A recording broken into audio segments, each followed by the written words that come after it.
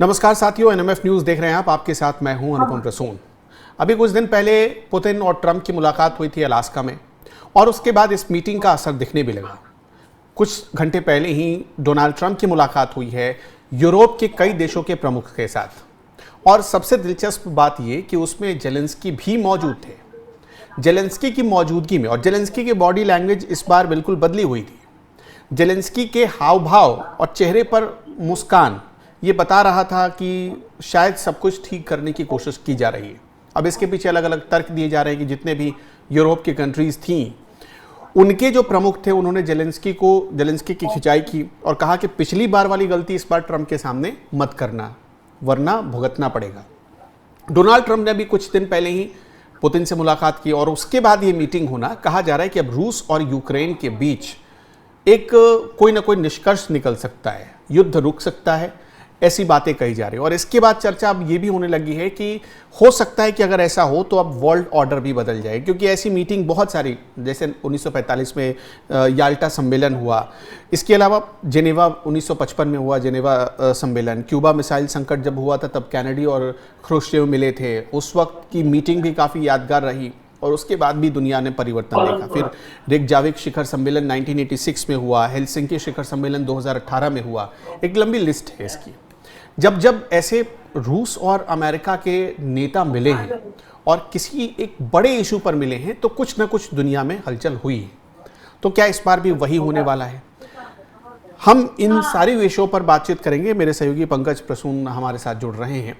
पंकज, सबसे पहले तो मैं आप ही से समझना चाहता हूं कि क्या डोनाल्ड ट्रंप और पुतिन की ये मुलाकात रूस और अमेरिका की दोस्ती का एक नया चैप्टर लिखेगा, कि ये मुलाकात दुनिया को सिर्फ ये दिखाने के लिए है कि डोनाल्ड ट्रंप बड़े बड़े युद्ध रुकवा सकते हैं, उनकी इमेज पॉलिशिंग के लिए की जा रही है? नहीं, आपने एक शब्द कहा कि जब भी रशिया और अमेरिका के हेड मिले हैं तब कुछ हुआ है।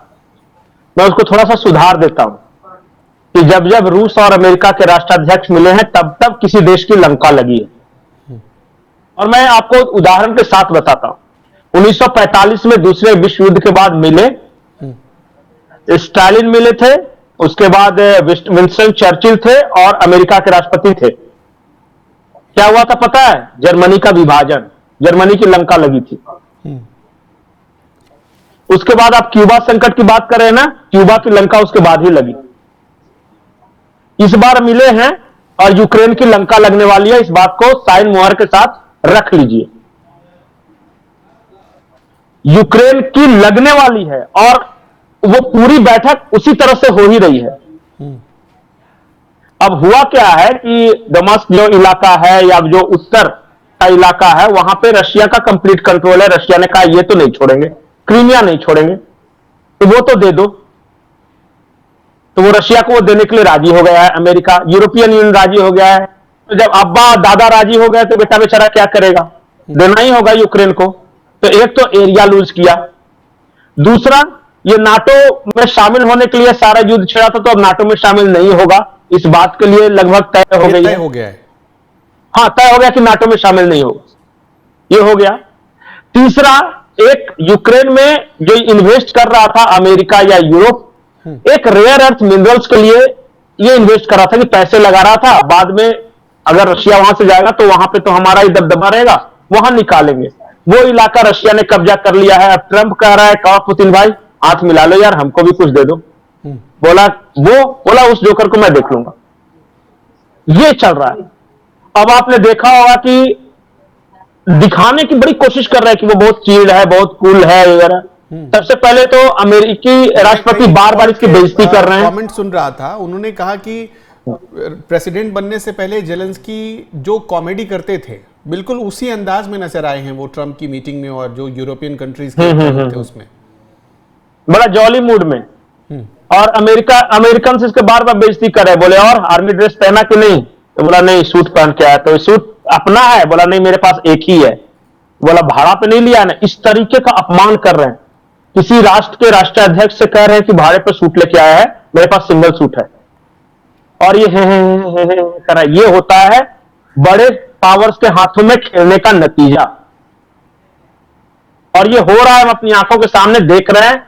देश भी गया, देश का एक हिस्सा भी गया, जिस मकसद के लिए जंग छिड़ा था वो भी मकसद पूरा नहीं हुआ, देश बर्बाद हुआ, लोग मारे गए, कोई फायदा नहीं हुआ, और सूट पहन के घूम रहा है व्हाइट हाउस में, बेवकूफ। ये हो रहा है। लेकिन इससे आगे की कहानी और दिलचस्प है। यहां तक तो ठीक है, हर कोई देख पा रहा है। यूरोपियन यूनियन के नेता मिले, डोनाल्ड थे वहां पे, वो पता है वहां अपना अपना हिस्सा लेने के लिए थे, किसी को यूक्रेन की कोई पड़ी नहीं। मैं एक तस्वीर दिखाना चाहता हूं, जब आपने ये बात छेड़ी है तो तस्वीर दिखाइए। जॉर्जिया मेलोनी भी आई थी इस बैठक में। इस बैठक में देखिए फ्रांस के राष्ट्रपति भी आए थे, ब्रिटेन के प्रधानमंत्री भी आए थे, जॉर्जिया मेलोनी भी आई थी, और ट्रंप बोल रहे थे। मतलब मेलोनी लगता है कहीं और खोई हुई थी, या वो ध्यान ही नहीं दे रही थी ट्रंप के इस भाषण पर, या ट्रंप क्या बोल रहे हैं उनको उससे कोई मतलब नहीं। और दो आदमी ने वहां बड़ी अजीब बात की।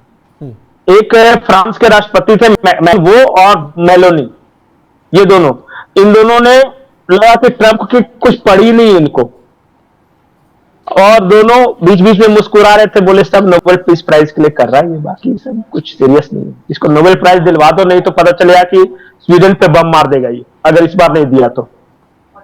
स्वीडन नहीं देता है ना, तो उस तरह का मजाक करा था। और ये जो बोल रहे थे ना, सबसे बड़ी बात पता है, डोनाल्ड ट्रंप का अमेरिका में राजनीतिक दुश्मन अभी कौन है? Elon Musk. और उसी टेबल पर बैठ के स्टारलिंक की तारीफ कर रही थी जॉर्जिया मेलोनी।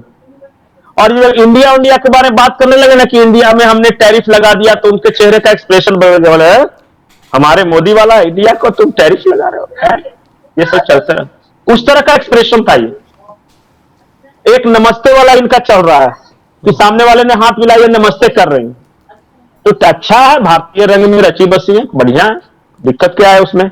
और लोग आनंद ले रहे हैं इसका अलग अलग तरीकों से। तो ये चल रहा था। यूरोप के देश वहां अपना हिस्सा लेने आए थे कि भैया पैसे तो हमने भी लगाए हैं यूक्रेन वॉर में, तो हमारा क्या मिलेगा, और सारी बातचीत उस पे थी। अच्छा, ये जेलेंस्की ने कहा, जेलेंस्की ने यूरोप की कंट्रीज इतनी दिलचस्पी नहीं ले रही हैं, आपका ये कहना? अरे दुनिया को क्या पड़ा, दुनिया को क्या पड़ी है कि यूक्रेन जाते लड़ने में? मेरा जो इंटरेस्ट है उसको मैं करूंगा ना। पुतिन से बात कर लिया, पुतिन ने ट्रंप को कहा कि जाके यूरोपियन यूनियन से बात करके आओ कि किसको क्या चाहिए, आपस में टेबल पर बैठेंगे, केक कटेगा तो सब में बटेगा। अब बोला जेलेंस्की, बोला मेरा देश, बोला हट नहीं यार, तुम सूट पहन के खड़ा रहा बाहर। ये है, चल रहा है। अब देखिए कि यूरोपीय यूनियन के यूरोप को क्या मिलता है, क्योंकि उन्होंने भी इन्वेस्ट किया है, हथियार पैसे खर्च किए हैं, अमेरिका ने भी इन्वेस्ट किया है, और पुतिन ने तो किया ही है, तो ये सब आपस में बांटेंगे। ये उसी तरह की स्थिति है कि जो दूसरे विश्व युद्ध के बाद दुनिया को बांटने के लिए था, कि जर्मनी, ईस्ट जर्मनी हो जाएगा वो रशिया के कंट्रोल में, वेस्ट जर्मनी हो जाएगा ये अमेरिका के कंट्रोल में, एक नॉर्थ कोरिया हो जाएगा, एक साउथ कोरिया हो जाएगा। उसी तरह अब यूक्रेन का भी देखिएगा कि कैसे कद्दू कटेगा और सब में बटेगा, और वो जो कद्दू का बुद्धू है वो सूट पहन के खड़ा रहेगा। और ये लड़ाई जो है ना, अभी यहीं तक नहीं रुकने वाली। ये सारी लड़ाई जो हो रही है ना दुनिया में, जिस तरह 20वीं शताब्दी में तेल के लिए हो रहा था ना, ऑयल के लिए, अब अगली लड़ाई रेयर अर्थ मिनरल्स के लिए है। चाहे वो म्यांमार में जो जंग चल रही है वहां से लेकर यूक्रेन में जो जंग चल रही है, रेयर अर्थ मिनरल्स का संसार बड़ा गजब है जी। आने वाले दिनों में ये पेट्रोल और डीजल कोई वैल्यू नहीं, जिसका रेयर अर्थ मिनरल्स पे कंट्रोल रहेगा ना, वो देश किंग होगा। और उसकी लड़ाई चल रही है, अगले जमाने की लड़ाई है ये। आपको क्या लग रहा है कि रेयर अर्थ मिनरल्स के जितने बड़े बड़े ठिकाने हैं उस पर चाइना की नजर है, अफ्रीका तक में जाकर इन्वेस्ट करके आया है वो। 90% म्यांमार में कब्जा है, 90%। तो वो कैसे कब्जा है? क्योंकि चाइना पहले ही जाग गया। चाइना ने पहले शुरू में स्ट्रेटजी बनानी शुरू की। वो ग्वादर पोर्ट के साथ समझौता किया था कि बलूचिस्तान से होकर तब मेरा गुजरेगा, जब बाकी दुनिया को पता नहीं था कि ये क्यों रोड बना रहा है। सबको लगा कि समंदर तक पहुंचने के लिए बना रहा है। म्यांमार में जब वन रोड बना रहा था ना मिलिट्री हुंटा के साथ, तो समझ में यही तो रेयर अर्थ मिनरल्स के खान है। अफ्रीका में जब ये इन्वेस्ट कर रहा था ना, तो लोगों को लगा कि अरे ये तो इंफ्रास्ट्रक्चर बना रहा है। अरे चाइना को पागल कुत्ते ने काटा है कि जाके वहां पे इंफ्रास्ट्रक्चर और रेलवे नेटवर्क बनाएगा? वो वहां से माल निकालने के लिए बना रहा था। जब अमेरिका को ये समझ में आया तो उसको लगा कि अरे यार 90% तो चाइना के पास चला गया, तो हम भी जागते हैं। तो उसने क्या किया कि सबसे पहले पाकिस्तान वाला खेला किया। चलो भारत पाकिस्तान में टकराव होगा, हम समझौता कराएंगे। और क्या किया कि पता है कि पाकिस्तान की कमजोर नस क्या है, पैसा। उसने असीम मुनीर को बोले यहां लंच डिनर कराया, अब बोला कि बेटा पैसा दूंगा, दोस्ती करोगे? तो बोला कि अब्बा हम पैसे के लिए तो सारा कुछ करते हैं और आप दोस्ती की बात कर रहे हैं। फिर आया असीम मुनीर और उन्होंने कहा कि हम ट्रंप की गोद में बैठे हैं, चाइना के साथ सोते हैं। फिर बुलाया असीम मुनीर को, अब पता चला कि जो इनका जो फैमिली का क्रिप्टो बिजनेस था उसमें असीम मुनीर का हिस्सा। अब मैं एक इंटरेस्टिंग बात आपको बताता हूं। बलूचिस्तान में एक जगह है जहां रेयर अर्थ मिनरल्स की खान है। अब अमेरिका की एक कोशिश यह है कि उस जगह पे माइनिंग ऑर्डर मिल जाए और उसके लिए असीम मुनीर को हर तरह के कंसेशन देने के लिए तैयार है। पर सुनिएगा क्या दिया है, 4 मिलियन वर्ल्ड बैंक से, 2 मिलियन आईएमएफ से, ट्रंप का फैमिली का क्रिप्टो करेंसी बिजनेस में असीम मुनीर की हिस्सेदारी, ये सारे ऑफर्स दिए हैं।